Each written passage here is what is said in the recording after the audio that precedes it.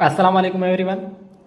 हमारे पास एटम्स जो होते हैं उनकी साइज़ जो है वो डिफरेंट एटम्स की डिफरेंट होती है, क्योंकि उनमें नंबर ऑफ इलेक्ट्रॉन्स और प्रोटॉन्स की जो तादाद है वो वेरी कर रही होती है।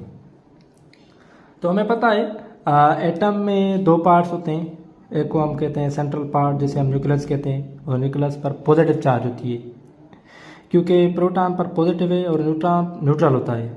तो इसलिए जो न्यूक्लियस पर चार्ज आ जाएगी वो पॉजिटिव हो जाएगी। ठीक है, तो कभी भी सवाल आ जाए कि न्यूक्लियस पर कौन सी चार्ज होती है, तो वो पॉजिटिव चार्ज होती है। दूसरा जो पार्ट है जिसे हम एक्स्ट्रा न्यूक्लियर पार्ट कहते हैं, जिसे हम शेल, ऑर्बिट, यहाँ इसे एनर्जी लेवल भी कहा जाता है। इन एक्स्ट्रा न्यूक्लियर पार्ट में जो एनर्जी होती है वो मखसूस होती है, जिनमें इलेक्ट्रॉन्स जो है वो रिवॉल्व करते रहते हैं।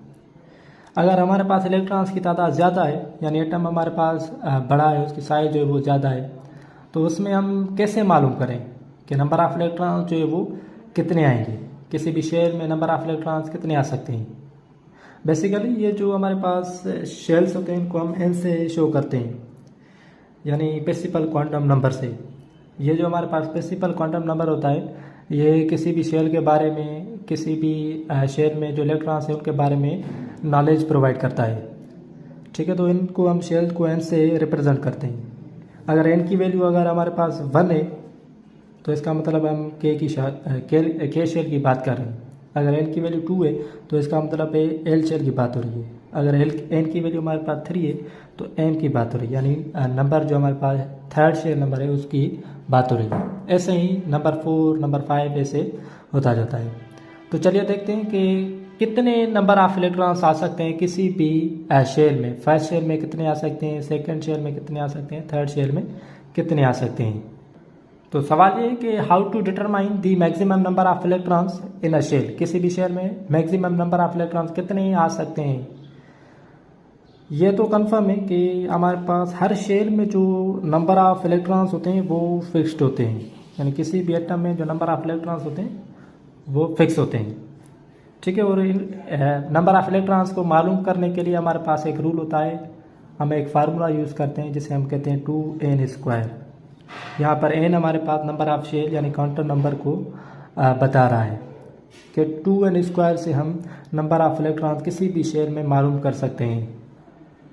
Suppose we want to calculate the number of electrons in first shell, यानी के शेल की बात हो रही है। अगर हम के शेल के में नंबर ऑफ इलेक्ट्रॉन्स देखें तो मैक्सिमम कितने आ सकते हैं, तो हम फार्मूला, हमें पता है हमारे पास फार्मूला है 2n²।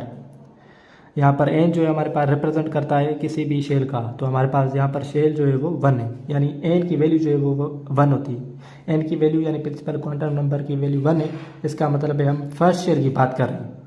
ठीक है, तो फार्मूला पुट करने से हमारे पास n की जगह हमने 1 पुट किया और इसका स्क्वायर लेंगे। स्क्वायर का मतलब है इसी वैल्यू को इसी से हम मल्टीप्लाई करेंगे, यानी 1 से 1 को मल्टीप्लाई करेंगे तो हमारे पास जवाब जो है वो 1 आएगा। तो जब हम ये हमारे पास 2 सेम ही रहेगा, इसका हमारे पास आंसर 1 आ गया, तो इसको हम जब इससे मल्टीप्लाई करेंगे तो हमारे पास जो जवाब आएगा वो 2 आएगा। तो यानी हमारे पास maximum number of electrons in K shell is 2। तो हमारे पास के शेल में मैक्सिमम इलेक्ट्रॉन आ सकते हैं वो 2 आ सकते हैं। ठीक है, ये मैक्सिमम इलेक्ट्रॉन्स हैं, तो ज़्यादा से ज़्यादा 2 आ सकते हैं के शेल में। ये 2 से ज़्यादा कभी भी इलेक्ट्रॉन्स के में आ ही नहीं सकते। अगर हमारे पास सेकंड शेल यानी एल शेल के बारे में पूछा जाए तो वहाँ पर भी ये सेम ही फार्मूला लगेगा। जस्ट हमारे पास n की जो वैल्यू है उसको चेंज करना है। अगर n हमारे पास यहाँ पर हमारे पास सेकंड शेल है तो n की जगह 2 रखेंगे। ठीक है, n2 मतलब ये principal quantum number of shell 2 को शो कर रहा है, यानी l को शो कर रहा है। तो यहाँ पर हमने 2 रखा, उसका स्क्वायर लिया। 2 का स्क्वायर हमें पता है 4 होता है, यानी 2 को 2 से जब हम मल्टीप्लाई करेंगे तो इसका आंसर जो आ जाएगा वो 4 आ जाएगा। ये 2 सेम ही रहेगा। ठीक है, तो 2 को जब हम 4 से मल्टीप्लाई करेंगे तो हमारे पास 8 आ जाएगा। So therefore the maximum number of electrons occupy in second shell is 8। यानी किसी भी हमारे पास एल शेल है किसी भी एटम का, उसमें नंबर ऑफ इलेक्ट्रॉन्स जो मैक्सिमम नंबर ऑफ इलेक्ट्रॉन्स आ सकते हैं वो 8 है। 8 से कभी भी ज़्यादा इलेक्ट्रॉन्स आ ही नहीं सकते एल शेल में।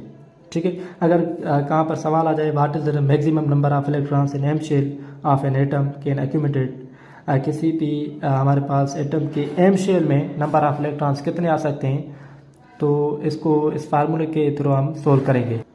तो हमें पता है एम जो है वो तीसरा शेल होता है, यानी एन की जगह हम 3 रखेंगे, तो 2n² यानी n की जगह 3 आ गया, तो 3 का स्क्वायर 9 है, तो 2 × 9 18, यानी मैक्सिमम इलेक्ट्रॉन्स जो m में आएंगे वो 89। तो किसी भी एटम के किसी भी शेल में नंबर ऑफ इलेक्ट्रॉन फिक्स आते हैं और वो हम मालूम करते हैं 2n² के फार्मूले के थ्रू।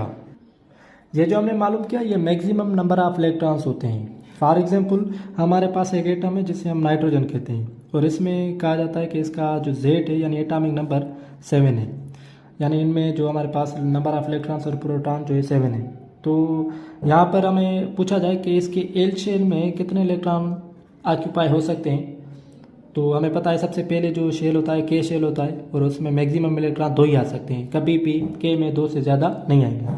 बकाया हमारे पास बचेंगे जो वो 5 होंगे, तो 5 शेल 5 इलेक्ट्रॉन्स, तो एल में कितने आ सकते हैं, हमारे पास 8 आ सकते हैं, लेकिन हमारे पास अवेलेबल है ही 5, तो हमारे पास यहाँ पर 5 ही आएगा, कभी भी यहाँ पर 8 नहीं दे सकते। ठीक है, जितने हमारे पास अवेलेबल होंगे वो आ सकते हैं, लेकिन कभी भी ज़्यादा नहीं आ सकते। ठीक है, कभी भी इलेक्ट्रॉन जो है वो ज़्यादा नहीं आ सकते, एल शेल में कभी भी यानी 8 से ज़्यादा नहीं आ सकते।